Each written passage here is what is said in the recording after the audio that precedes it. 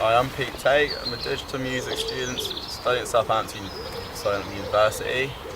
Drum and bass DJ and producer, mixing for about 5-6 years. I've been producing about a couple of years now.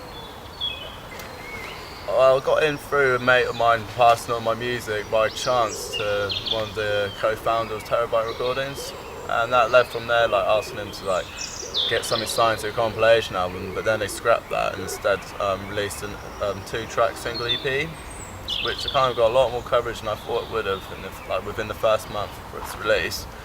So since then I've been very motivated to carry on my time in the studio there and there, which is leading to more releases later on this year on all the Attic recordings. I got in, to be fair, I've always been into music, and I was starting to teach myself to play guitar, and that led to me wanting to be in a band. And then I just inevitably got introduced to drum and bass from a good friend of mine. And then since then, I was like, wow, this is sick. And especially when I went to my first rave in London time ago, when I was about 18, 17 or something.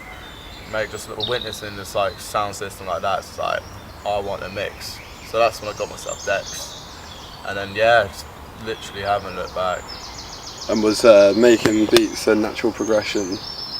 Yeah, it was more of a natural thing. I've always been playing around with software since my time of mixing, but never really at all finished a track or anywhere near, to be fair. Look back, I don't even consider it as a track, you see. But yeah, so I was mixing for a couple of years out in Southampton, and realised I just want to be able to make the music itself. So that's when another good mate down here taught me how to his ways of producing. I kind of implemented them in my own little way and just found that click, and here I am. It's nice, it's just great, just especially as a student of Southampton University, just a lot of creative people. It's nice to interact with and integrate, and collaborate essentially with people in different sectors of creative subjects, you know what I mean? Such as graphic designers, videography students and all the rest of it. It's just great, kind of brings more versatility into my influences myself. Yeah, I'd say it's more my taste in music and my personal influences from the past, which kind of help distinguish my sound. Just kind of integrating with kind of newer kind of influences, as you like to say, from the Polygon, for instance, like that. But kind of in my own way, it's kind of a little combination, you know, little cocktail. When I started first year, it was fucking sick for drum and bass. Every Wednesday night, also the release nights run by Stone and that, sick. But then it's got to the start of second last year and that, it just dipped down. House and UK bass went into quite big popularity, people following trends and shit. And then drum and bass just died. There's just no scene for it. So it's quite sad, but it's still, I feel the scene's really healthy at the moment. Since 2013 last year, banging release after release was sick, exceptional, and just keeps improving over the years, and I think it will gain a big comeback in Southampton one day. In Southampton, you obviously got Garen Stone, actually pushing into the scene really well, starting off Proximity. As soon as they got there, releasing Dispatch. And this is kind of motivating in its own respects. They come from Southampton, I've been down here influenced by the same kind of similar respects that they have, so kind of pushing me to want to do the same, if you know what I mean. Anyone else to look out for? Anyone upcoming? Well, yeah, there's also North, Anthony Warren, who taught me pretty much the ways of producing. He's smashed at the moment. He'll be playing down Bournemouth next month for Viper Night or some shit. Metalheads. Sick Metalheads night, even better, man. Catch him in Room 2 and that, back to back with Ginger. And Joe Reagan. Yeah, Joe G. Yeah, because at the moment I've had numerous amount of labels. A few of them just messaged me, asking for send music on a regular basis. So it just meant I'd just be more locking myself out in the studios, working on tune after tune. But being taking my time, because rushing things is not the way, man. You can think you finished a tune, put it up, and come back to a week later, listen to it, and be I need that done to it, I need that done to it. It can never be there's always something that's got to be done better to kind of push yourself through. So yeah, so I'm taking my time, and so hopefully halfway through the year, towards the end of the year, should be getting a few releases out. Cool, and where can people check out your music? Check it out on SoundCloud. It's the most easiest way to grab it. Just follow me, and then all the shit I put up will be on your home feed. Standards. Like Christy, everything's blessed. Way of my life, everything's cushy, man. Nothing's bad, but look, push through.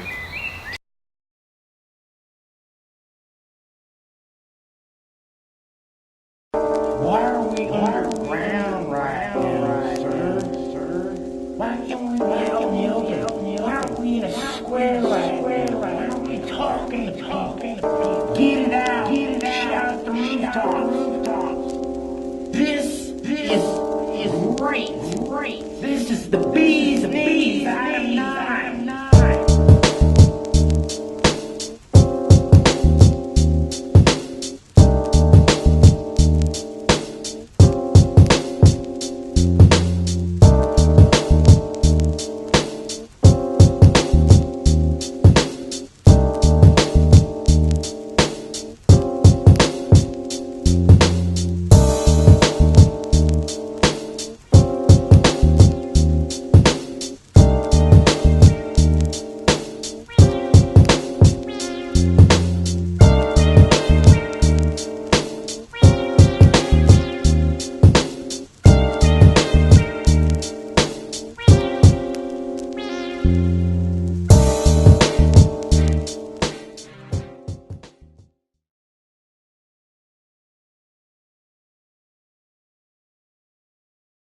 Alright, so yeah, I'm Frank.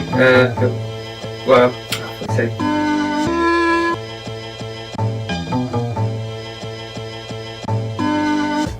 So yeah, I'm Craig, aka Krang. Obviously I'm doing a digital music course in Southampton, Scotland. I'm on my first year. Produce hip hop and drum and bass, dubstep, like loads of stuff. Like at the moment it's mostly hip hop, but I've had a few things going with some dubstep, drum and bass stuff as well, which is pretty cool. Got into music basically like through like ska and that, and then like obviously developed through that, through like listening to all other types of music, and then just listening to like coming to hip hop and drum and bass at the end of it. Like well, obviously now is what I'm listening to at the moment. For me, making a beat, I always start with the drums mostly anyway. Obviously after I find a sample that works well with the beat, if not, just like get a new sample, or try and just obviously like rework the beat, see if we can change the beat around a bit more, see that'll work. Like finding samples, obviously like first started off by finding samples like online, like digging the digicrates, you know what I mean, like YouTube, Spotify, just like listening to the radio on Spotify like with artists, so like gives you a selection of other artists. But obviously now I've gone to like still do like a bit of digging, but like obviously I've like started doing some like actual digging in crates, like going to like old charity shops and buying vinyl, sampling. Also like made most of the beats on my computer, obviously like using Logic.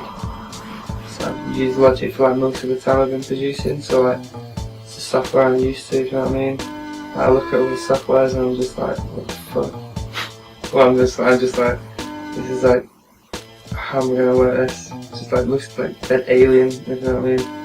I got like use like a MIDI keyboard for like, obviously sometimes you can use it for like when like say put your beat in the sample. I usually put my beat in like straight in with the audio, and like some people like to put samples in. I don't know, I just like I can find nice rhythms even when it's like not playing it in, if you know what I mean. Like on the actual keyboard, some people like playing it in to like get sort of the groove. I sometimes think I can still find a groove even when I just like step in, put the audio.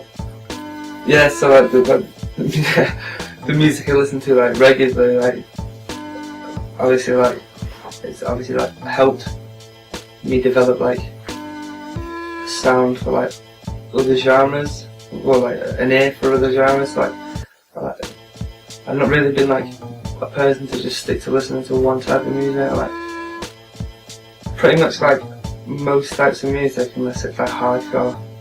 You know what I mean? I don't like, or like Scout House or Gabba or techno. Well, techno's alright.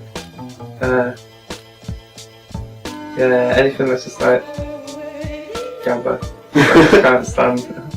Southampton's like fucking, like the music scene down there is like, it's been good for like some drum and bass nights, like obviously because I listen to drum and bass as well, but for the hip hop nights there's not really been that many, because like, well there was a Kalashnikov night that was down, but like I was obviously a drum and bass night at the time, but besides that there's not been that many, but there's a few coming up, like obviously like we've got like Split Profits down there, and then Mouse Outfit and High Focus as well soon.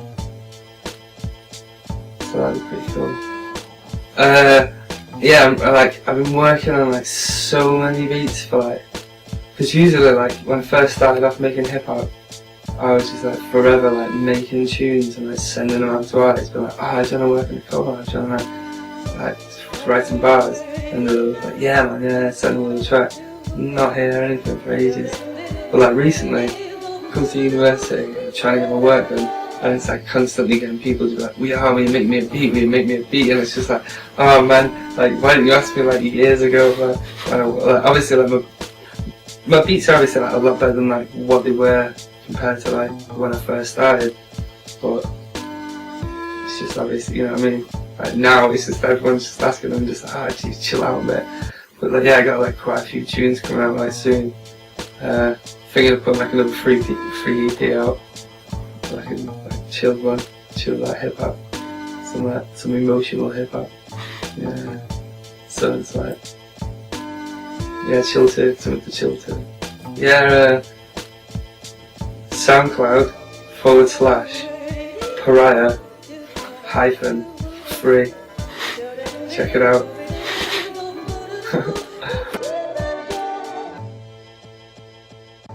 Oh wait. Big up Soulful Chemistry.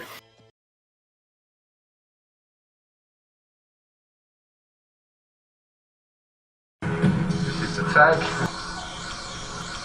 This is your basic tag. Well, it's not a basic tag, that's the best tag you'll ever see. After a tag, you'll get the rhyme letter throw up. There we go. And it's all just one movement. It's to be done quickly, and it's a baby R. Smile baby. This was like my trademark in the 80s. It was on every train going.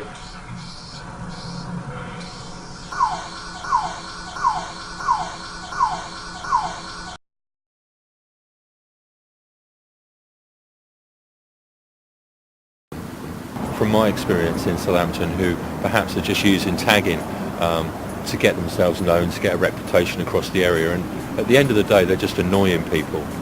And there's areas of this city which genuinely look shabby. They look as if they're dangerous areas to walk through because there's so much tagging around. Some of the underpasses in this city, genuinely I'd be quite intimidated to walk through them. And it was for a long time the target of lots of tagging, and the city council would paint it white again, and within sort of overnight almost it was getting covered with negative graffiti. Young people get into graffiti and will start off just by copying friends and mates. Gradually some young people get into the culture of it, they get into the networks of other artists